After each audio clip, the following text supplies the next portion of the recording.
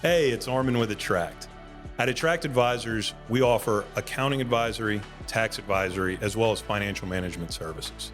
We're lucky enough to work with very many hardworking, talented entrepreneurs across many different industries. Many of these individuals are world-class in their sphere and have great stories to tell. This is our way of highlighting their accomplishments and their insights, and we hope you enjoy these conversations. Welcome back, everybody, to our next episode of Kickin Assets. Today, I'm joined by my dear friend and fellow serial entrepreneur, Josh Culbreth. Josh is a franchisee of Firehouse Subs and also an owner at Let's Go HVAC and Refrigeration. So, Josh, thank you for being here. Hey, I appreciate you having me, man. I listen to a lot of podcasts, and I finally get to be on one, so I feel like I can retire happy now. No doubt. First time guest, and I can remember the first podcast that I was on as a guest. Like, I was just so nervous, and it's good to know that now with technology, all full disclosure, we can edit everything out, right? So Josh and I met in the gym, and it's really interesting because leading up to this podcast, I always tell people, like, the top 3 ways to meet people that you probably want to be around: gym, library or bookstore, and church. These are all places where, people go, to get better at. And generally the people who are in there, especially early in the morning, like are people who care about, improving themselves and getting better. And so I'm interested to learn more about your story, your entrepreneurial journey. I understand that, like any entrepreneur, there's been speed bumps and then also just, huge tailwinds that kind of propelled you to where you're at. And so we'll get all into those today. So let's start like early Josh, like North Florida, growing up as a kid. Like, what was that like for you? Yeah. And I'm sure of those 3 places you talked about, people's first thought was, you definitely met me in the gym, not the library or church. I'm newly getting back into it and trying to take it, but it's more about getting up and being up there early. And it was, like I said, mutual friends and being able to meet each other. Mm-hmm. But yeah, I was actually, so I grew up in North Florida, but I was born in Orlando, minutes from Disney World. I remember it was a big shock for me that to find out at like 7 or 8 years old that not everyone had a Disney World. I literally thought Disney World was in every city. So that I didn't realize, that some cities they only have like Blue Bayou. So that. Yeah, so I have, I'm the youngest of 2 brothers, and grew up in area St. Augustine. A lot of people know is the oldest city in America. It's where Ponce de Leon, Fountain of Youth. It's a really beautiful area to grow up in Florida. It's kind of, some people refer to it as South Georgia. So it was definitely a good place to grow up, outdoors, fishing, hunting, golf, those type of things, just a kid being outside and definitely with older brothers, getting beat up on a little bit, being the youngest brother. So I think it makes you tough because you have to, especially with all boys, it's kind of a dog eat dog, and they're going to definitely take advantage, or you got to fight for what you're going to get. So I think that helped me in business down the road for sure. Doubt. So. And you were an athlete too, right? And, yes. Kind of moved on past high school to play. So what was like athletics like for you growing up? And then, how was your college experience like? Yeah. So, playing football was many, many subs ago. But I, played baseball a little bit early on, but realized football was kind of what I enjoyed, and I enjoyed that team aspect of it. And, a lot of the lifelong friends, people that I played high school football with, I ended up, rooming with in college later on down the road, and I'm still friends with today. So I ended up getting a football scholarship. It was a small school in Tennessee. It was a Division II school, and I was able to, it was nice being able to go, but it was definitely grow up pretty quick. I remember my parents took me up there, and the door closed to the dorm, and I was 18 and in Tennessee and didn't know anyone. It was kind of like, oh man, what did I do here? And I really enjoyed the school. It was called Carson Newman, and I ended up my cousin, my uncle lived about 30 minutes away, and my cousin, who I was really close with, she was the same age as me.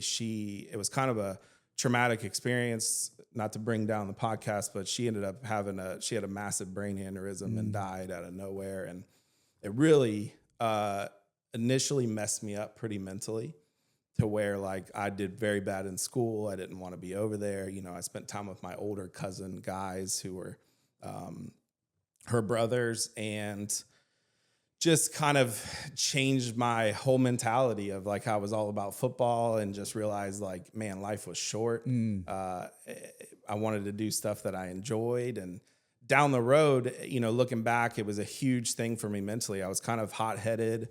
I used to get in fights when I was in high school. And if my dad hears this, you know, it was all my brother's fault when we got in fights. But, you know, we'd fight kids, and just very short-tempered, and I'm not angry, but just, you know, it was that experience that led me, man, like life is short and it can end in an instant, and it's just not worth getting upset if you can't control it. I know that frustrates probably my wife now at some point, because I don't get too worked up, but it's able to help me out in business, because as you know, man, the problems that you can come across and can seem like the end of the world, but it's not, you know? And I always say, hey, in a year from now, are you even going to remember this problem? And so that helped shape. I try to use that as something positive. That was such a negative experience initially. I try to use that as a positive growing up. So I ended up leaving Carson Newman, and I went and joined all my friends at Florida State in Tallahassee. So that's where I actually ended up going to school the rest of college. Didn't play football. Bobby Bowden didn't recruit me. He missed out. He did. So I ended up, his last year was my senior year. So I graduated from Florida State with a degree in economics. So got it. And so, you know, speaking of economics and being an enterprising child, you know, the thing that I find most common in entrepreneurs is that there was some early exposure to business, or to, you know, making money or adding value and earning money. And so was there anything like that in your childhood, as far as, you know, the early signs of entrepreneurship? Oh yeah. You know, looking back, I think early on was more about money, being able to get some money to do, you know, be able to do what I wanted. But you know, I remember one of the very first things, me and a friend, we painted mailboxes. We would go to these kind of cookie cutter residential areas that all had the same color mailbox. They all had to be the same style. And we would find the dirtiest mailboxes in the neighborhood, or find the dirtiest one. And then the next door neighbor, we would offer to paint for free. And so we would go paint their mailbox, and it stood out even more because they had this perfect mailbox. The one next door was dirty. And we would go over while we were painting to the neighbors and say, hey, we're just going to be over here painting their mailbox. If we leave, you know, we're going to make sure we clean up. But if anything comes, here's, you know, a way to contact. I think at the time was like, you know, call my home phone. Yeah. Because you didn't have cell phones. And so the mailbox business was good. And then I started my own lawn company, was another one. I think everyone kind of probably went through that. I passed out flyers, and I used to push my, you know, lawnmower down the street. And then I figured out a way to strap my weed whacker and blower to my bike, and rode around. And, you know, when you're mowing yards and doing that stuff in Florida in the heat, similar to Louisiana, you know, you realize the value of hard work. And just, you know, a lot of things was always that mentality of trying to figure out a way to just, you know, maybe earn a couple bucks. So definitely look, you know, I didn't know it at the time doing it. It wasn't a realization until kind of later looking back, like, man, I always kind of wanted to be my own boss, to kind of carve my own way through the world. So is that something you learned from your older brothers, or your parents, or was there kids in the neighborhood who were enterprising? Because you didn't have the internet back then, like the way it is now, right? No. Like you kind of had, and I can remember like looking up to, you know, people who were a few years ahead of me in school and seeing like what they did on the weekends to make money. And, I would go cut grass with them or whatever it was at the time. But it's always interesting, like for kids these days to know that like you can go figure out a business like that online. But like for you, what was your exposure to that? Yeah, there really was, like you said, there was no internet.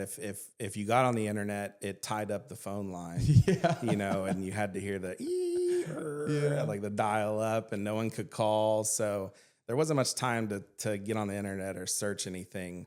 I think it was kind of just what you could see with your eyes, man. You rode around on a bike, and I got to see people with lawn companies. I think the mailbox thing kind of came from just seeing people paint houses. And then it was like, hey, like, that could be something we could try to do. So, it was kind of just, and my brothers equally did some of the same stuff. I don't think they went as far as I went, to kind of earn a dollar. But I do think, I learned from them and just kind of, going around the actual real world and what you could see with your eyes, which is crazy now because, you got to get on, people get on the phone and think they can get rich quick and those type of things, but it just wasn't an option back then. So. For sure. So you end up going back to this phase of your life in college. You finished at Florida State in economics. First of all, what was that college experience like for you at Florida State? Like, did you kind of work through, or were you able to stay social? And I realized like a lot of flagship schools like that, companies will come in and recruit. So what was kind of like your senior year at Florida State like? Yeah, so Florida State was, I worked, I worked at gas stations, and I was able to earn money. Actually, some of the other ways I played poker online. There you go. It was kind of coming up. So I used to figure out a way to study, and then I would play poker. Like I'd play tournaments and win those. And I knew that I'd worked in an office. My mom had a job that she was at an office, and we would go into an office and help out in the summer with, filing or stuff like that. And I knew pretty early on when I went into an office, like, this isn't for me. Like, I need to be out and see, different things going on. And so I had worked in food. My first job was actually at a Sonny's in high school, Sonny's Barbecue. And I do remember it was a brand new one, and we were opening up, and the franchisee showed up, and he was asking questions, and he had a stack of $5 bills that he would ask a menu question, and then somebody would raise their hand and know it. And I remember thinking, like, looking at that guy, like, man, that would be pretty cool to be like, he's got a stack of fives, like, and it was also eye opening because I had reffed flag football as well, and I was around kids my age and stuff. And then you go into a restaurant industry at 16. I remember the opening night, I had a guy who was 50 years old in the dish pit with me, and and you got all these servers, and they're all adults, and the cooks, and it's a eye-opening experience going into a full-service restaurant at that age. And I remember it was just chaos, but it was a little bit controlled, and I kind of fell in love with that and knew that was something that I enjoyed.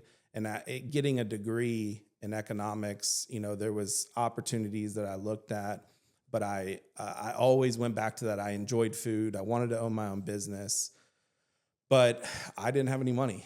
And that's a huge problem with owning a business. Turns out that's a very key step, that you need to have money. And so when I graduated, I actually moved back to Jacksonville.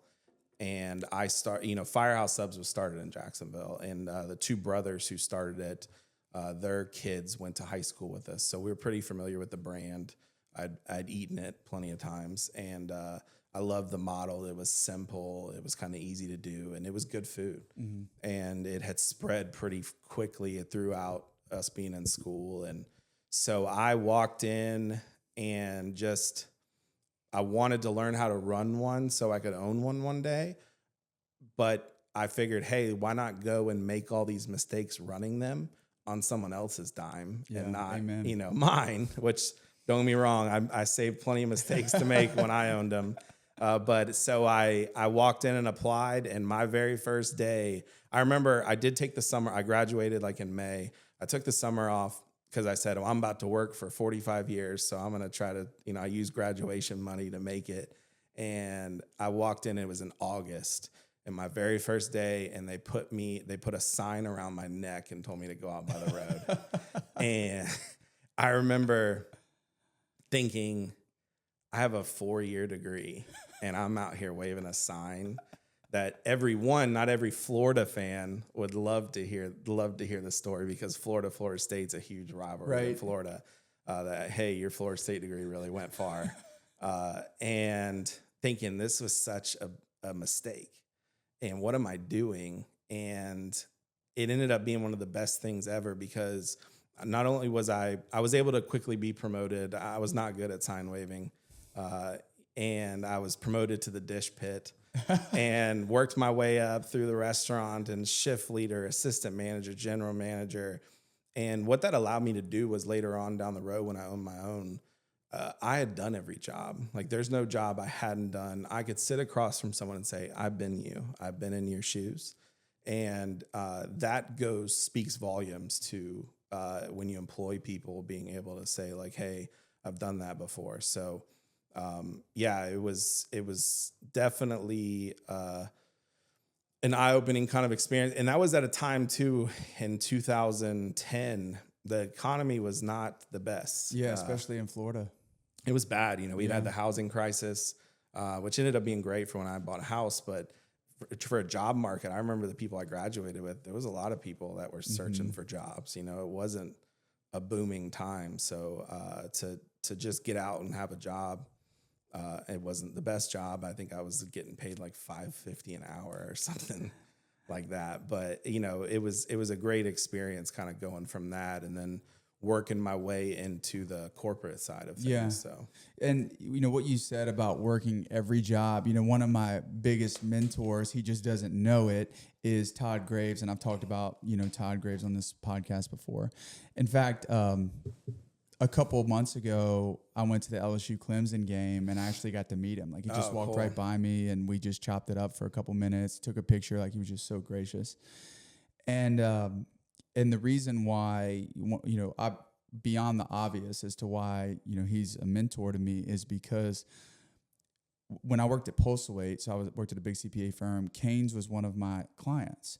And, Canes has since gone to bigger, better firms or whatever. But like, it was a time where they were just going through massive growth, and we'd go out to their restaurant support operations office in Dallas and Frisco.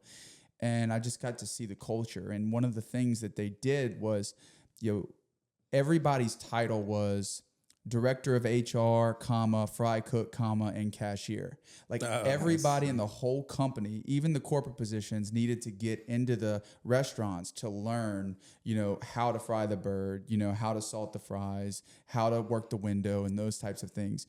And like, that's why even now today, Todd says, founder, co-CEO, fry, cook, and cashier, because it's just so important that the leaders of an organization have that street cred, for one, to get the respect from the people who they're being, who they're giving orders to, but also to be able to have that empathy, to know what it is that they're going through and to really understand that problem.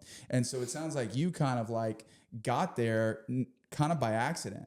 And so I think that's probably a testament to your success as well in that side of your businesses, which, we'll get to here in a minute. But I just kind of wanted to, note that it was an amazing advantage for you, that you already know. Yeah. And Firehouse was really good about, with the corporate side. I actually ran store number 1. So it was the original location that they had started. And we moved it a block north, and I was the general manager. Well, when they hired someone on at corporate, they would come work for a week inside the restaurant. And I used to, if you told me like you hated pickles or something, like your first job was wrapping pickles. Yeah. Like you were down there with 300 pickles, and ended up, getting that job in the training department at corporate later on. And I remember for years, we had people that were, directors or VPs of, marketing or communications, and they would bring up when they talked to franchisees about how when I was a GM, I made them go sine wave, or or I made them wrap pickles, or told them like, hey, this is what we deal with, and the Robin and Chris were big on that. There's not registers at the office. Like it's at the restaurant. It's the guests. It's the people. It's the people that are taking the orders and making the food. Those are the important ones. Like I'm not the important one walking in, and neither are you, because you work at a corporate office. Like, right. And so I think ultimately got me the respect, but yeah, I definitely probably didn't make the most friends when I first came to corporate, because they remembered me as that guy who made them do that stuff. So what was that corporate life like for you? I mean, you kind of found yourself in an office setting that, you said in the beginning that it wasn't quite for you in the long term. But like, what was kind of your yearly range there, and like what was your progress from, running a store to getting into corporate, and then ultimately what came after that? Yeah, it was a huge kind of shock. I remember when the job opened up, I actually just kind of applied. I had the least amount of experience actually running in a firehouse, but I ended up being one of the only ones with a college degree. And for the longest time, I actually was kind of mad I went to college and I just didn't start, because I thought, I have a cool diploma with a picture of the football stadium below it, but like, I felt like I could have went to the gift shop and maybe bought that. And so, up until that point, it really hadn't done anything for me, because in the restaurant industry, coming up through, they don't care about your college degree. Mm-hmm. And so when I applied for this job, it was actually, I was shocked when I got the phone call that I was the one that they selected. It was, the role was the manager of training. So basically when you become a franchisee, you go through a 6-week in restaurant. And then at the end, you came to Jacksonville and went through a week course where you learned marketing, communications, IT. So I'd bring all those people in, and then I facilitated safety and security, food costs, labor, all those things that they're going to kind of use as franchise owners, and as well as general managers. And so it was good because you could relate and say, hey, I ran a restaurant, but it was a shock going from, where you work nights, weekends, those things. And then now all of a sudden I'm in this Monday to Friday thing. And at 5:00 on Friday, like my phone wasn't ringing, and that was, I'm not going to lie, it was awesome at first. Like, this is great. And the cool aspect of it too was I also did new product development. And so when we would test things, I would get to go out in the restaurants. And so I wasn't stuck in the office, like I could have those office days, but I also got to drive around to our company restaurants. And then it kind of developed into a traveling role where we started holding those general manager classes all over the country, and in Canada, Mexico, Puerto Rico. We were testing more and more stuff outside of, our company restaurants were in Jacksonville, but, they were like, well, hey, we want to see how these things do in other DMAs. And so then all of a sudden, we were testing we'd pick 3 or 4 different cities and we'd roll out something new. And it was a lot of travel, and it was cool to see all these different, cities. And I always try to make a point to go to the sports stadium when I was in that city. And even if there wasn't something going on, I'd at least just go to it. And got to see a lot of stuff. And man, it was a great job. Like, I loved my job. I loved working at Firehouse Subs Corporate. And, but I always had that kind of that back of my mind, like, I want to own my own restaurant. I want to, do this as well. I'm teaching all these people how to go make money. Like, I want to go do it too. But again, still was lacking that piece, which was money. Yeah. And so we, it kind of went through, and me and my wife, we got, we were married, and we had our first. We started out with I have 4 kids now with 2 girls, just like you, 2 girls, and I have 2 boys. And they were the first time that, and I was leaving I'd fly out on Monday. I'd, go to a city Tuesday, fly to a different city Wednesday, fly to a different city Thursday, come home Friday. I'd be home for the weekend, and then I'd fly out again. And the first time my daughter grabbed my leg and said, "Daddy, don't go," it was over. That was the end. It was over. I'm not going to lie. When we were having newborns and I had to leave to go teach a class or something, and I got to go sleep in a hotel. Yeah. I mean, going from the newborn stage to like being in a hotel by yourself. I never, and my wife, might hear this now, but I never, really lived that part up where it was like, man, I was only getting a couple hours of sleep, and then I could go get 6, and I felt like, and I still had time, like, because we weren't even meeting till 9 a.m. And I was up at 5, like, so I would go drive around and check out the city or go through things like that. So yeah, once the kids, got young enough, and you realize, like, when you pulled up your phone and you looked at like a map, that where you were and then where your kids and family was and my wife, and if something happened and I had to get back there in an emergency situation or it became, the job quickly changed. And traveling's hard enough. I can remember my early on in my career, I traveled a ton. Now, I didn't have any kids. My wife at the time, my wife, who at the time was my girlfriend, was just super supportive. And I mean, she could support herself and do her own thing. But then once we started having kids, I mean, luckily I never had to travel that much. Her dad actually traveled a lot when she was up and coming. I think I told you he was worked his way up into director of franchises for Popeyes. Yeah. And so he would travel a lot. And so, it was always important for me and her to basically try to get something to where I could be there. But even still, I mean, when we were scaling this business, my second daughter had just been born, and there's like a lot of stuff that I missed. And I can only imagine, you and the stress on the family of the newborn phase and, just the anxiety that comes along with, not only having a newborn, but having like a 2-year-old who was up crying all night too, and who's sick, and who, you feel guilty for not giving them enough attention because they used to be the one and only, and now there's 2, and, then you have more kids.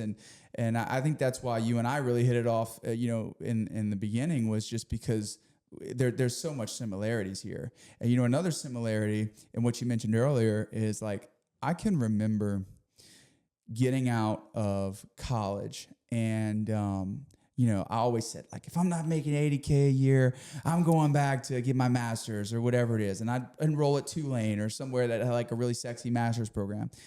And when I got out, my starting offer was $46,500 at Postal 8. And all my friends who didn't go to college, they were making 100, 120, maybe 150 with overtime.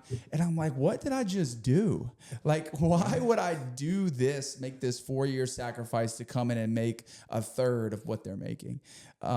And everybody told me, man, stick with it. It's going to pay off, and it's not so much about even what happens in the next 5 years, but the next 10 and 15. And, it's really paid off for me. And so, part of me going into that story was for any young people who are out there listening, there's a reason why you're going through the tough spots or like the low earning spots that we're in right now. Like, you're really setting yourself up for like rocket fuel growth. And ultimately that's what ended up happening with you. Like, all of those sacrifices that you made on the road, learning best practices, learning how different people handled conflict in different areas, and, understanding like that so much of management and business ownership is true leadership. Like, even though you're away from your family, you still learned a ton when you were on the road. Yeah. Yeah, absolutely. And so walk me through. So you tell them, like, okay, I'm done traveling, because your daughter grabbed your leg. Like, what happened next? Yeah. So I've been saving up the whole time, and I've been saving up the whole time, and I was able to, I mean, even on like nights or weekends, I had a really decent job, but I was still I got a job delivering groceries.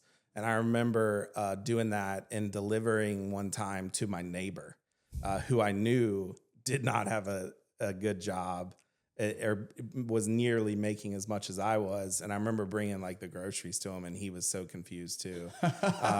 This is kind of early on. And so when I went to him, and I kind of expressed, hey, like, I've always kind of told him, and the guy actually who had my job before, he had left to go be a franchisee in Wisconsin. And so I knew I wanted to stay in the South. And so I had, thankfully the position I was in, the way the model was is we had these area reps. They were franchisees as well, but they kind of controlled each individual area. And so one, I had a great relationship with all them because I dealt with all the franchisees that came in and the general managers. And I also had a way I got the information pretty early on about maybe a restaurant that was for sale or someone had gone and messed up and they were going to be getting out. And so we looked at several. I went into Georgia. We looked at several, and the ones all in my area were all corporate. So the option to stay there was not there. Myrtle Beach was probably the closest other area that I almost signed on, and it just didn't end up working out. And come to find out, lo and behold, Baton Rouge was available, and the guy had come in before, and there was an opportunity to come take over those restaurants. He was getting out, and my wife, her whole family's from here. Her maiden name's LeBlanc, and so it was kind of ended up being, man, that would be really cool if that worked out that way. And still was trying to negotiate, necessarily the price to buy them and how I was even going to get the full funding. And I remember talking with a lot of people, and I was honestly, I remember even, hey, I talked with this person. What did they say? And I had it all written out, like, give me, and the tally was predominantly don't do it. And I remember that was disheartening to me, hearing all these people like, hey, you have an option to really climb in this company. Like, you're in the next step, hey, it was, but I always had in the back, my father-in-law always talked about those golden handcuffs, and how when it gets so good, it becomes even harder. And I felt like I was kind of right on that wall where it was going to be hard to walk away from. And it was hard. But I remember I talked with Robin Sorensen, who started Firehouse, and I explained kind of the situation to him. And I still remember exactly where we were standing. We had a conversation, and he said, hey, look, you can come up with a million reasons not to do something, but you only need one reason to do something. And if I didn't do, all the failures he had of different companies they tried to do before Firehouse, it would have never happened. So he's like, you go and try it. Worst case scenario, you come back and you run one of our restaurants, and then go at it again. So I remember, at the time, my wife was actually 5 months pregnant with our third, and we had a 4-year-old and 2-year-old, and ended up, working out a deal with the Baton Rouge people. Firehouse actually had a funding that they would help franchisees out, and so that the brothers helped fund. And so I was able to secure the loan with the down payment of cashing in. I mean, I took everything I had, and I remember we sold our house, and I told them I was leaving. They hired someone else, all before we'd even officially signed the purchase agreement, because you don't do it till the day of. Like, I mean, essentially it's going to hopefully work out, but it could back out. And so you not only sold your house, quit your job, you've done all these things. I remember I came home with a box of my stuff from the office, and my wife, we had moved into my in-laws house temporarily. And I remember she just took one look at me and started crying. And I was like, man, I really can't screw this up, because I had a good path going. And, I think a lot of, and we were leaving, I mean, her family was here, but like my mom and dad, her mom and dad, all our brothers, our siblings, all of our friends we grew up with. And we were leaving all that. And it's a huge sacrifice, to make. Sometimes people can look back and see where someone's at down the road, and they're like, oh, but they don't get what it took to make that initial just jump. Was scary. And looking back, it was the best decision I ever made, but it was difficult, to make that. So yeah, I ended up moving here, and I remember I was all gung ho, like, yeah, I'm gonna be a franchisee. I tried to get back and work a little bit in the restaurant, but that didn't really happen, in corporate, just to kind of get get the dust off. And, but I was like, I'm ready for anything. And I actually just hit 8 years, January 15th. And I remember 2 days after I signed, we got hit with a massive ice storm here, and it shut down all the interstates, everything. And that was not, of all the different things I thought would come at me in Louisiana, was the ice storm was not at the top of my list of trying to deal with moving here. But yeah, so we moved here, and she ended up staying we had all the doctors, and she was, so she stayed with her parents and had the baby, and then my son, and then ended up moving out about when he was about a month or 2 months. So yeah, it was looking back on it, that transition of going from that corporate to becoming a franchisee was a huge leap of faith, and definitely being like naive to a lot of things, and not even thinking about, there was no option to fail. Like, if you just don't even think about that, then I think it helps you make that jump. But in hindsight, it could have really went bad. But then at the end of the day, it goes back to the thing I talked about with my cousin. Like, life is short, man. So like, if you're going to make a mistake, something's going to happen. We'll figure it out, and we'll go from there. So. Yeah. And you had moved over here, you kind of lived by yourself, probably worked 24/7 for a couple, like 4, 5, 6 months. I mean, what was that like? Oh yeah. I worked open to close, and, I bought 3 locations. So I remember kind of getting some advice from different operational people. And it's like, hey, you can sit and try to put out fires, but like, find the 2 that are that you would deem the best, and then go for the one that you feel like has the most opportunity. And, a former boss and friend of mine always said, when you wake up in the morning, think about the location you don't want to go to, and that's where you should go. Yeah. Because that's probably the one that has your problems. And yeah, I lived with my wife's aunt and uncle off O'Neill, and was able to, I literally would leave when it was dark, and they gave me a key. I'd come in the side door, and it was tough. It was a grind. And even in the first year when I took over, I assumed every employee, it was an asset purchase where, I didn't buy their LLC, but I just hired on everyone that was currently hired into my LLCs. And at the end of it was 45 employees. And at the end of the first year, I had 1 left. Wow. And she's still with me to this day. She's actually my office manager in CSR and helps a lot of stuff with Firehouse. But yeah, it was a big turnaround to go from, you knew it was the quality of people you were looking at, and just try to get a little bit better every day. It's kind of overwhelming, because not only do you have to fix everything, you don't have the money to fix everything. Like, I went all in, and like working capital, like I didn't get enough.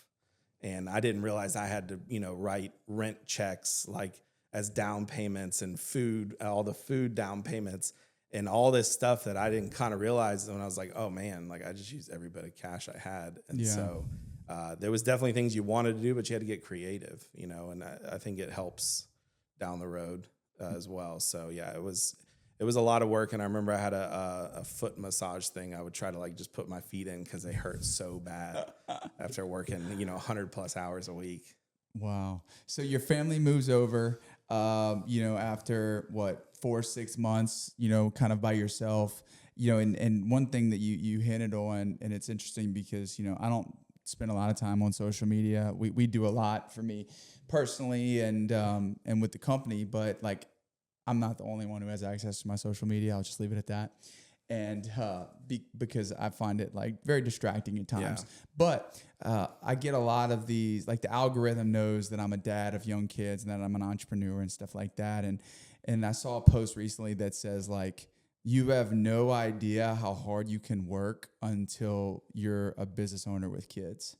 And it sounds like for you, like it was the same thing. Like, I mean, you were a hard worker as it was, but you just turned it onto a whole new level when you realized that like, it's not only you and your wife who were relying on you, right? Yeah. And you're in like I told you, it's a you can't fail situation. And so there was no one that was going to outwork me. And I was, if someone was going to let me down, I would just do it myself, Yeah. know? And so I remember I was like, well, I kept telling myself, I'd go in and kiss my kids goodnight at the end of the night, but they were sleeping. Yeah. But I was able to get in my bed. I mean, it Mhm. would be 10, 11 o'clock sometimes, but I wasn't halfway across the country. And that's what I kept telling myself. Mhm.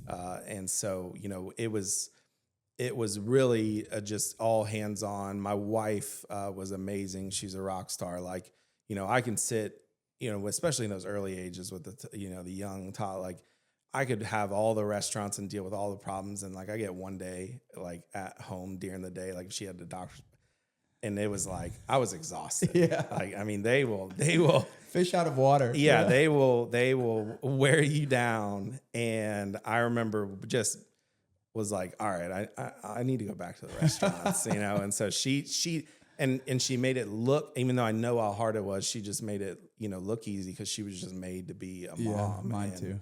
And so, yeah, and it was really, I was kind of just working crazy, trying to do everything. They were turning around, and I ended up actually 10 months later getting the opportunity to purchase 2 more locations. And I remember going to her, and she thought I was crazy. Everyone else thought I was crazy. I'd already bought 3, and I was trying to get 2 more, but it was a great opportunity. And I think the only reason I was able to sell her on it was that it was down in Houma and Thibodaux, and her whole family's from down in Houma. So I was like, look, we could go down there, like we could see family, and so I was able to kind of sell the dream that way. And I remember looking, and I got an SBA loan, was able to do that. And looking back, 5 restaurants in 10 months, man, with 3 kids, 4 and under. It was a lot. It was hectic. It was crazy. And, it was honestly wearing me down. It got to the point I was several years in, was just pretty exhausted and tired, and was able to, my mom back in Jacksonville was had for years, even before I left. It was a reason I almost didn't go, but she kind of gave me her blessing and knew that was what I wanted to do. She was battling cancer, and ended up, when my mom ultimately 5 years later, passed away, it was kind of that recheck setback moment where I've been working so much that it was in the past couple years that I was like, hey, I did all this because I wanted to spend time and be with my kids and come home at night and not travel. But then I was just working all the time. And you never see a money truck following a hearse. And it just didn't. I wanted to, make sure obviously bills and loan payments had to be taken care of.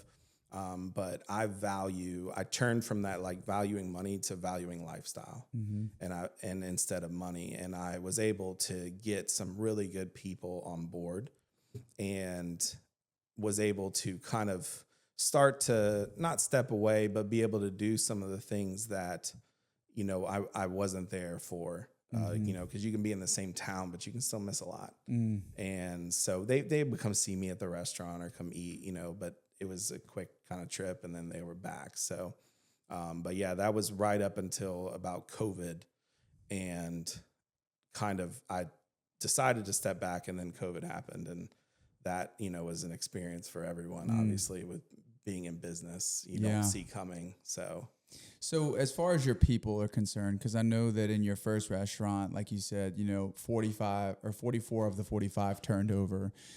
What was like your plan of attack as it related to, replacing them? I realized they didn't all turn over at once, but I would imagine that you kind of came in with a new sense of accountability and teamwork, and, needing people who, had a high integrity and those types of things. And I feel like outside looking in, the food service industry, there's not like a ton of those people hanging around. So like, what did that labor force turnaround look like for you, and how did you do it successfully? Yeah, so you have to get creative, because you're not just going to go, if you're putting in some of the sites like Indeed or Job Seeker, all those, like you're not going to get the best quality from that. So what I was able to kind of quickly realized is, okay, hey, I had a few people that were doing things the right way or were a good employee, but then they realized that, no one was being held accountable. And so they just kind of slacked off but they wanted things to be the right way. Those OCD people that want things to be clean. They want an efficient shift to run, because it makes things run better. And so I was able to quickly find maybe a few people that like, hey, those are some people that respect order and, and led by example as well too. I kind of laid out like, hey, this is what we're going to be doing. And I didn't paint it as like, this is Josh's way. This was the Firehouse way. And this was a proven system that worked. I'm paying to be a part of a franchise that's been successful. I'm going to use all the things that I've learned along the way that have made it successful for years. Like I'm not going to reinvent the wheel. I'm going to use the systems and the things that Firehouse had in place. And when I found, kind of, hey, set that up and held people accountable. If you didn't do those things, then, you would get obviously communicate, hey, you didn't do this, next thing, formal write-up, next one, you're going on to pursue other opportunities. And, I ran short-staffed. I ran just me. I would close like I initially had to get those, kind of shift managers and find those people that I could count on to maybe hold it down when I went to one of the other locations because they're a direct reflection of you and they're an extension of you. And if you don't have those people that kind of see those same values and care about, what you have going on. And I was very open and honest. A lot of times you have these big corporations that are owned and they're viewed as, hey, they're millionaires and I can steal from them and I can do whatever. I was driving a Nissan Rogue that I paid cash, this little small SUV. I had young kids. I would bring them in. They knew I had loan payments. They knew like I wasn't even a thousandaire on some days. Like you let them see like, hey, this is who, you're stealing from, or this is who, and you get people that like see, okay, well, he does care. My employees they're not, and team members, they're not employee 1, 5, 6, 7. They're people. And if you treat them with respect and people, you can get more out of them later on down the road. So, once you find those few good people, those people usually hang out with good people. Yeah. And so then you come in, you get creative where you do employee incentive, like, hey, if you bring someone in, they stay for 90 days or 60 days, you get $25. Yeah. And so you're able to kind of pick up some good people that way because you got to have a good culture and a good vibe. It's crazy if you don't have that, you won't get people that want to come in and work there. And then if you do have that, it's once that turns, it's like a light for bugs. Like they're coming out. I mean, that's why models like Cane's and Chick-fil-A and those, they do so good because they have that, like, it's the vibe, it's the feeling you walk in. And so, yeah, it definitely had to get creative. I would go find youth groups to go talk to. I would bring brownies, cookies. Like I would go find the pastor, the church youth group leader, like, hey, bribe them, with sub cards. Let me come talk I'll give everyone brownies and cookies and I'll pass out employee flyers and just trying to find, bands, those type, kids. Like you want people that have stuff kind of going on too. Yeah, because, for sure. Like clubs, those type of things. A lot of times people want open availability. I'm not saying there aren't the cases that work, but usually when they have open availability, it's for a reason. Right. You want the ones who are doing those clubs and doing those things because they're doing all those extracurricular things and they're not being compensated for it. Yeah. And that is who you want to kind of, you're not going to have them for long because they're going to go to college, they're going to leave. Yeah. But while you have them, it's great. And then you can slowly build up and then you get them on holidays or when they come back home. So, understanding that, definitely changed the game for me and allowed me to get and slowly start to fill my restaurants with people that, were a reflection of me. Yeah. And it sounds like you led from the front, right? Like you were there open and close and you did the recruiting and, it's been the same really in our business where, you get a good nucleus of people and then the people who they used to work with are interested in what it is that we're doing. And, it's really, it's really poignant what you said about the people who do the extracurriculars, because like not only are they not getting compensated, but they're volunteering to do that. And a lot of times they're doing it to make themselves better or to serve others, you know, which are both really, really important. And I know that are ultimately like some semblance of core values of, you know, what Firehouse has been able to do. I'm interested too of like COVID. Okay. So you make it to COVID, walk me through that. And you know, like, what was that like? Yeah, so my COVID experience, I hear about people, you know, that were at home and they were, you know, they learned how to bake bread and or different things, Or smoke and brisket, cook. like me. Yeah, or you know, it was like all these things people learned how to do, and mine couldn't have been more opposite of that. Mine was, I had loans, and there is nothing I can still, I mean, I have chills even talking about watching your sales in 1 week drop 50+%, cut in half. And, you know, I have these loan payments, and, you know, it's not like an option. Just like I wasn't just laying down. Like it wasn't going to happen. There was no, remember, it goes back to that, just, there was no failure. Yeah. And so, you know, everybody in these strip centers closed down. And so what we did is, hey, look, we followed all the protocols that they put in place. You know, I remember them saying like, oh, you can only have so many % of chairs open. And so I remember, you know, joking, like we would have a few chairs put up and then be like, look, I don't know percentages. Like if someone walked in, no one ever walked in and said it, but I remember being like, I don't know math. I just make sandwiches. Like, what do you want me to do? And so we did all the things in place, you know, but all the strip centers closed. We were literally the only one. And so I decided, well, hey, like people don't want to come in, but they still, you know, get sick of eating at home. And so what we did is we came up with these, I called them Cajun drive-thrus. And it was literally as simple as a tent, a few radios, some cones. And we ran basically our own little mini drive-thrus in the strips because no one was open. Right. And just starting that, I tripled. And I was down way big, like 60, 70%. I just tripled my sales overnight. And it took a little bit to kind of come up with that idea. But yeah, it was, like I said, and I was in there working. And at first, you know, they made us completely close down the dining room. So it took you a minute to figure out the Cajun drive-through. Yeah, it took me a little bit to figure that out. But with, you know, once I kind of realized, hey, this is like the option and this is what we have to do. This is the card. This is the hand that we're dealt. And, you know, it ended up, looking back on it, man, you know, I'd go out. I remember sign waving, going out and finding like a Christian playlist and just putting it in and, you know, my mom had passed away, and it was really just, you know, taking deep breaths, like day to day, like, hey, we're going to be good. We're going to make it out of this. And, you know, there's still songs and things that I hear that just instantly take me back to that. I remember, you know, sign waving on Segan Lane at noon, and there wasn't a single car. Like, you know, I was driving by. It was crazy. It was a wild time. And you think like, hey, again, I'm ready for anything. And this is something that has never happened. I mean, since, you know, Spanish flu or whatever, you know, no one had dealt with this.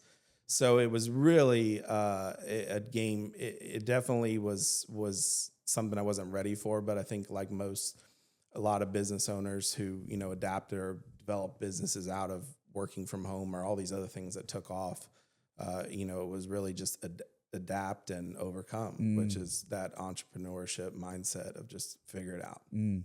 And so at this point you have 8 restaurants or so, or? So I had 7. Okay. Yeah. So, and I mean, it seems like, you know, you really were able to figure it out, you know, as you went, and maybe the next restaurant or the next couple of restaurants got a little bit easier. So, I mean, did you experience like some sort of economies of scale, or where like maybe if a manager didn't show at one store and it was kind of in the same area, you could maybe pull from another? Yeah, definitely. As you like grew, there was aspects that helped too. Yeah. You know, you could, hey, we're slow at this store. Let's pull someone, or we run out of food at this one. Let's pull food over here. Yeah.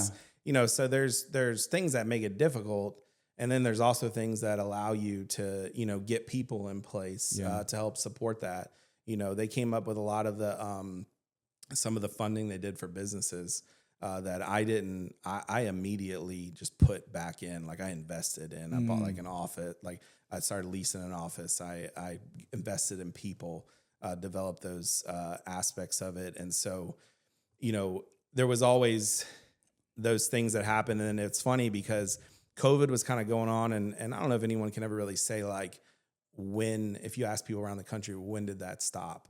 I can tell you when COVID essentially almost stopped here as far as how people were acting. When you get smacked with a Category 5 hurricane. Oh yeah, right. Nobody cared about COVID. At You that realize, point. I remember joking that, hey, of all the things that this hurricane cured that. And so, and that changed the whole game again. You know, it was like you had one struggle and now it's a completely different struggle. And, we had a few years kind of before, you remember with like Laura and all those other ones, we were lined up and then it would shift. And it would hit kind of west, Louisiana. And so we do a lot of we have contracts with the National Guard and where we'll go in and feed them, or we do the linesmen. And so it's a different game kind of when it's, a little bit outside of your tunnel. Yeah. But, it's when you're deep in those storms, there's no power, there's no gas. It's a war zone. Yeah. And so I remember going in like I-10, we were, headed in, and I knew like, hey, I had to get gas. Like I was about to hit, and there would be no moon out. And it was just, pitch black because there's no power. They were just destroyed. And so it was like, we kind of had where we had avoided storms. And I remember, even going to buy restaurants, and people were like, oh, you look out for hurricanes, you're going to go buy restaurants in Hurricane Alley. And like, I grew up in Florida. Like we get hit with, it's just hurricanes are a thing, you know, it's kind of like dealing with alligators. Yeah. That's why the transition honestly was pretty easy from Florida to Louisiana. Cause we deal with a lot of the same things. The only thing I will say is that in Florida, August is extremely hot. Like it's unbearable. I feel like in Louisiana, it's like June, July, and August. Like it is definitely hotter here. Yeah. It also gets colder here as well. Yeah. We definitely didn't get the snow. So, we got with COVID and then with the hurricanes and then Ida, man, when Ida came, I remember I followed this hurricane hunter that would always go, he punches eyes. Like that was like his thing. Like he gets in the middle of the core. And so I follow him and he goes all around and tries to figure out before it makes landfall. And he was maybe a half a mile from my restaurant in Houma.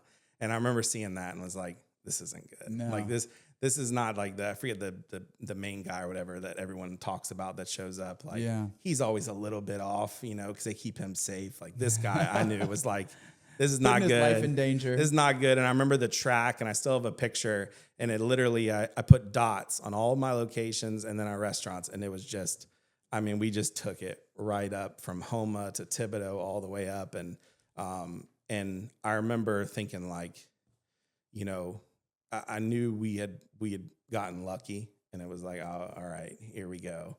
And that, to not have cell phone service and try to have restaurants where not only you're trying to maybe coordinate doing these lunches or things for these linesmen, right? It completely is different when it's in your area and you don't have. I remember leaving notes at the restaurant, like at Segan, like we went and no one had service, so I left a note like, "Hey, be back here at 11." And that was just eye-opening to me, like not have internet, not have phone. I could deal with no power. I could deal with figure out, but not having phone service and trying to run a business was so difficult. And trying to get even down to Houma, like I didn't know if the restaurant was there. I couldn't get a hold of anyone. I remember the first time I went, it took me 10 hours to get down there. And I blew a tire on I-10. And I had to change the tire on the side of the road on I-10. And at that point, New Orleans had lost 1 million people without power.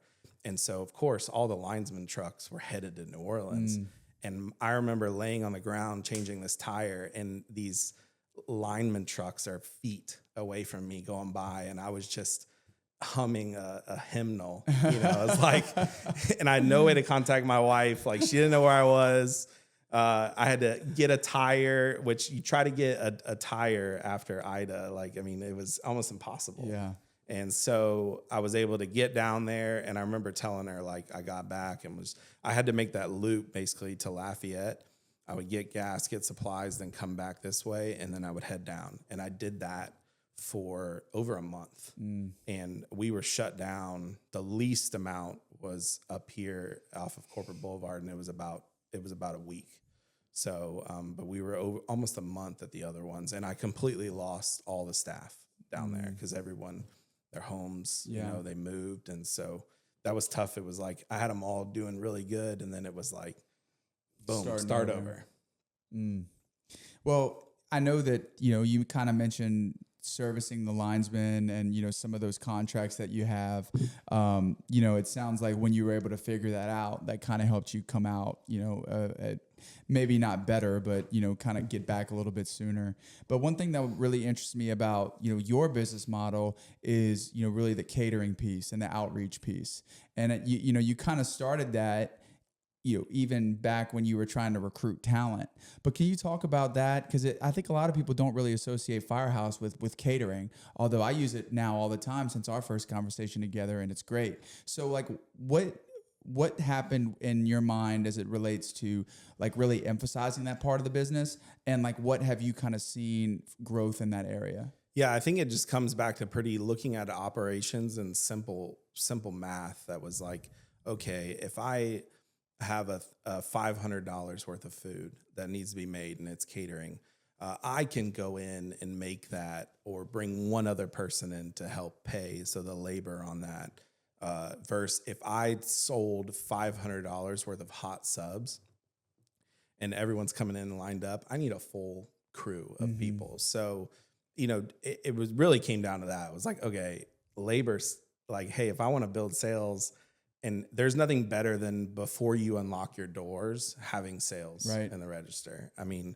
and so I quickly kind of realized that's where I need to grow. And then not only is it, you know, where it's kind of recession proof as well when it comes to businesses. Because I mean, Louisiana, man, we're blessed with some of the biggest businesses that run along that river. Yep. And they have budgets to go along with it. Yeah. And kind of realizing, okay, let's target them. Let's go after them. We'll deliver. I mean, I would deliver wherever. Back then, I mean, it would just be a sandwich platter, man. I would bring it all over. And then I would show up, and I remember people would be like, oh, you know, are you one of the managers? And then I'd be like, oh no, I'm the owner. And then they would like look at my like Nissan, like old beat up car. And then they would look back at me and they'd be like, well, you know, we got a few more meetings coming up, you know, that we can order. They were like, they felt bad for me. Perfect. You know, and I was like, that's, you know, hey, I wanted to always make it as easy as possible. Like, hey, how can I make it easy to where you just text me and say, hey, I want what I usually get. Yeah. It's tomorrow. There's nothing easier than that. Right. And so I tried to make sure not only are we easy, but we are consistent. We have to execute perfect. And there's no chance to get away from that. And it happens with multiple checks and balances of like, hey, you got at least two people checking the order before it goes out, verifying that stuff is prepped the day, you know, you can do some things to kind of get yourself ready to make it the next day. And so when you have those things and you're executing, because, you know, we have a really good product. You know, we're kind of known for our hot sandwiches. You come in and that's what we're known for. But, you know, I want to make sure it's fresh and it's on time because we deal with a lot of pharmaceutical reps or maybe someone who's trying to sell something. If you show up late or the food is wrong and they don't sell whatever they're trying to sell, which probably they weren't going to sell to begin with, you know, or the doctor, you know, no one was going to buy it. Yeah.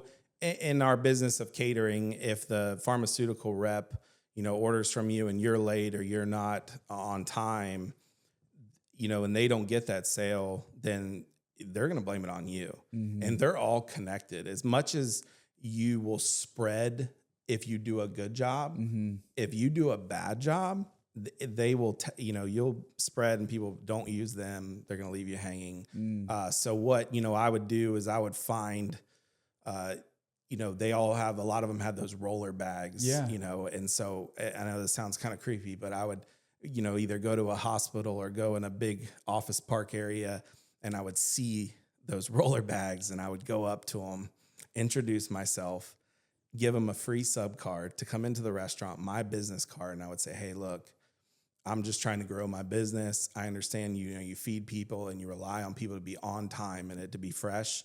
You have my personal cell phone number, and I guarantee you, come in the restaurant, get a free sandwich, see how we're doing, and see, and hopefully they got to see kind of what was going on.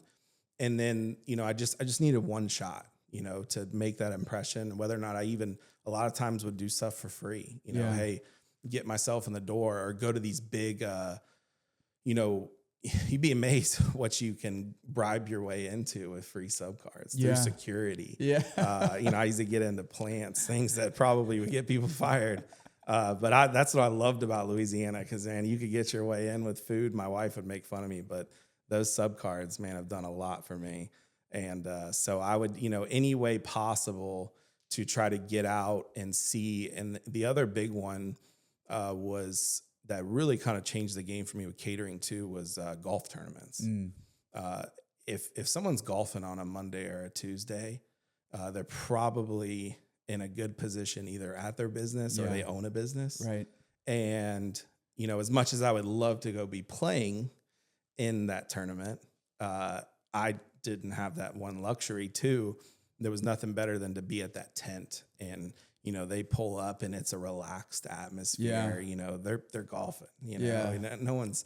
It's like you never see someone crying or sad on a jet ski. Like you don't see someone upset on a golf course. I can't tell you the relationships that I created off of people I met at golf tournaments. Wow. And so I just really tried to think outside the box, and any way to and it took a while, but it worked, and I was able to just do double actually of what the national average was. And I even, as much as at the franchise convention 2 years ago, got honored in a catering award for Seagan Lane location because of the amount of catering that we're doing out of there. That's amazing. And so, we'll come back to Firehouse and community, because I know that's really big part of them, both at a national level and then with your stores. But I do want to pivot a bit, because we introduced you as a serial entrepreneur, and I know that through your experience at Firehouse, you looked at really what was your largest cost and thought, like, how can I manage this a little bit better? And, from that was born, a new business, which at this point, has grown, significantly. So can you kind of walk us through that problem that you had, how you solved it, and what that business looks like today? Yeah. So I, goes back to when I started and not having a lot of capital. I had to get creative with costs that would come up. And I remember one time paying for an electrician to do 4 or 5 just GFI outlets. And I remember getting the bill and was like, oh my goodness, I can't ever pay for that again. So I figured out, I use a joke, I'm a YouTube, certified electrician, plumber.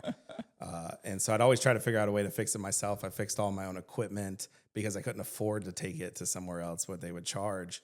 And so even just refrigeration and HVAC is a huge cost.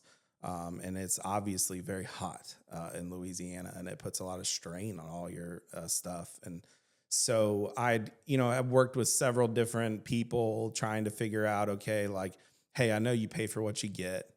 And, I had hired some people that, early on I knew weren't kind of doing what I was either saying or having to follow up on them, or, hey, that's a pretty good deal on that part or whatever, but then I'd find out it's used and it's not warranted.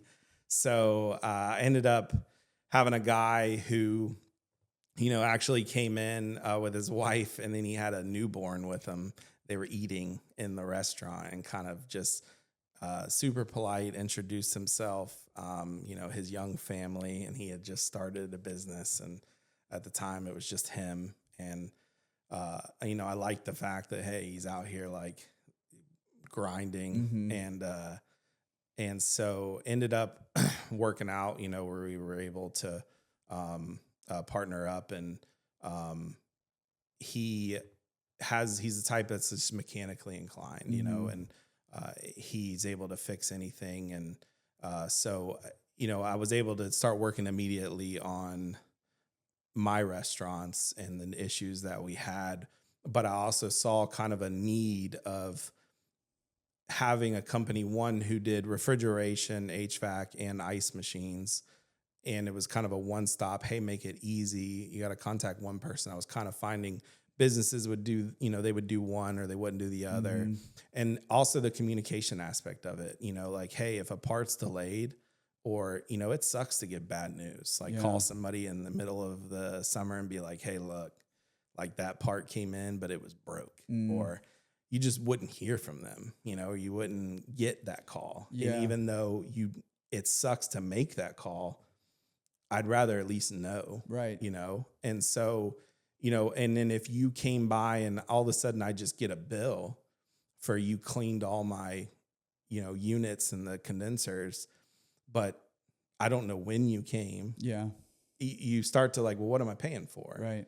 So, that's kind of been able to speak to other business owners. And what's helped me is like, hey, I know your concerns. I know you don't want to just pay a bill. Yeah. You suddenly get it. So what we do is we're making sure we communicate. We're effectively sending pictures before and after. This is when we came. This person's on the way. It's a picture of them. A lot of the aspects of a lot of these big companies are doing, but we're smaller. And we're also not, no one's signing a contract. I'm not going to sit down and be like, have you sign a contract as a business owner? Because I know I don't want to sign a contract. Right. Like that's, I have bank loans. Like I don't want to sign my name to anything. Right. So you immediately are standoffish when you say, hey, there is no contract or obligation. If we're not doing what we're supposed to be doing or we're saying, you can go with someone else, right? Because that's our goal is to do this and it's worked. It's able to allow us to expand and it's definitely been interesting from the business side of it. It's not food, as far as the margins, and which can be difficult sometimes with food, especially with loans. I didn't want to start a huge loan and go because, I am focused on Firehouse and the operations at Firehouse as well. So I wanted something that, I could oversee, but it wasn't going to take up a huge chunk of my time. And because I want to make sure I'm focused on the operations. And, I got Firehouse to a point where it was all doing pretty well and running. And, I was stepping back and not kind of doing as much. And, I thought, well, hey, it'd be great to finally fish and golf. And I've always wanted just to like not have to go to work, like, essentially maybe, just to answer my phone. But it turns out that if every one of your friends are working at a job, like golfing and fishing by yourself is not fun. Yeah. And so I wanted something, not only to jump back into kind of fire. I realized I love the chaos. I kind of have become, I think as a business owner, you kind of have something, I jokingly say you have a screw loose, but it's more like the chaos and being able to fix problems and, and that's kind of, you get used to that. And so it's been a new set of problems, but it's been a good thing to kind of, like I said, alleviate some of those costs that Firehouse has, and also be able to kind of have another streamline of revenue to not only help with Firehouse as well as I, try to expand and grow. So yeah, and so Let's Go at this point is, obviously servicing other, big brands and things of that nature. And what's the headcount up to these days? So we have, we're just about to hire. We just made an offer and going to hire our fifth person. Excellent. Yeah. So it's, it definitely has been a fun and exciting time as well. Just being in, food my whole life and kind of, I jokingly, my wife sometimes will get mad because she'll say something or ask me, a question or I'm like, I don't know. I just make sandwiches, and so now it's, I have learned a lot of this stuff and I am learning, but I like the aspect of food. People in Louisiana love food. Yeah. That's probably not going to change anytime soon. And it's hot in Louisiana. And last I've heard, that's not changing Recession proof in either. 2 ways, right? And Amazon currently is not really doing it. So those two things make me feel pretty good about where I'm at. Awesome, man. Well, as we wrap up, I kind of wanted to close on the community service and the community outreach piece. I know that that's kind of a core tenet of the Firehouse brand and, of your personal brand as well. So can you kind of talk about some outreach? I understand that you've been honored by the governor. I mean, I saw you in a picture with him the other day, and kind of talk about that if you don't mind. Yeah, Firehouse Subs, their foundation has been able to award life-saving grants to these first responders that a lot of times are not given the funding that they need when they show up on jobs or emergency situations. And so it comes back from Robin and Chris, who started Firehouse Subs. They started this foundation actually after Katrina. They went in and helped and set up and were feeding people and realized like they wanted to do more.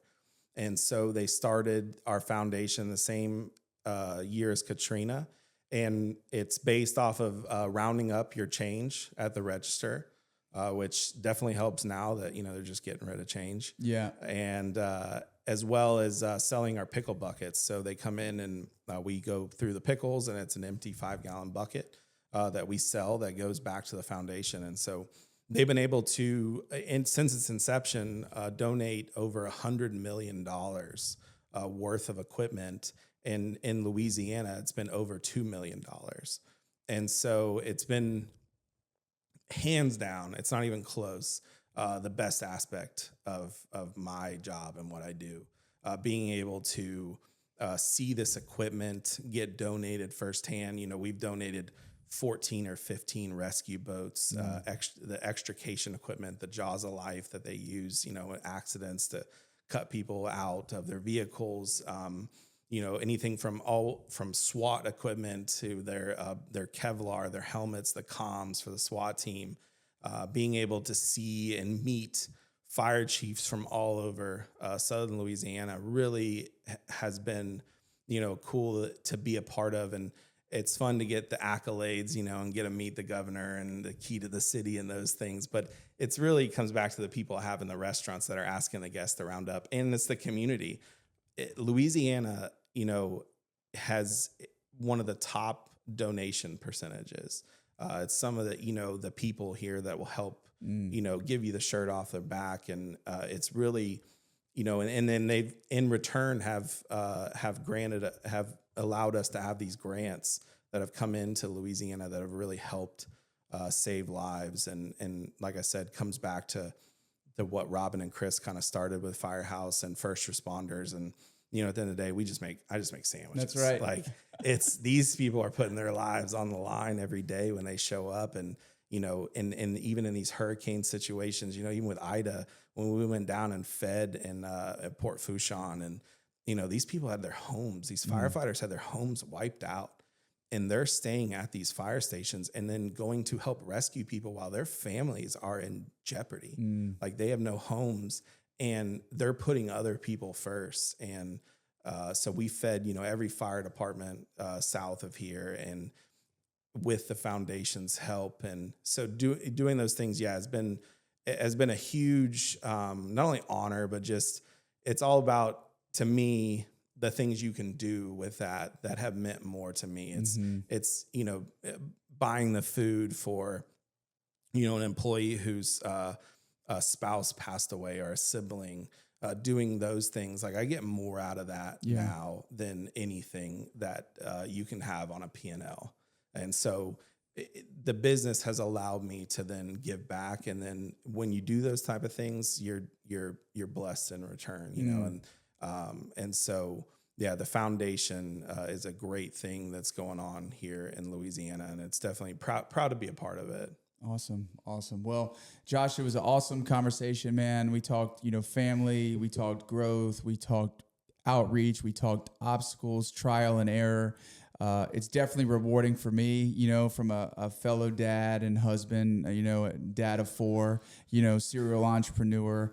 I knew that when we first met that, I want to get you on here. So I appreciate you coming on, man. I hope that, more people will learn about the brands of Firehouse and also Let's Go Refrigeration and HVAC, and, just continue to support local business, man. So I appreciate you being here. Yeah, absolutely, man. I appreciate you having me on, and what you've done here is impressive. And I know the sacrifice you made to get here and having those young kids, man. And I said it, last time we saw each other, you look really refreshed, for having a baby. Yeah, I appreciate that. I know your wife's holding it down as well for you. So thank you for having me on. Awesome. All right. Well, thank you guys for listening. We'll catch you on the next one.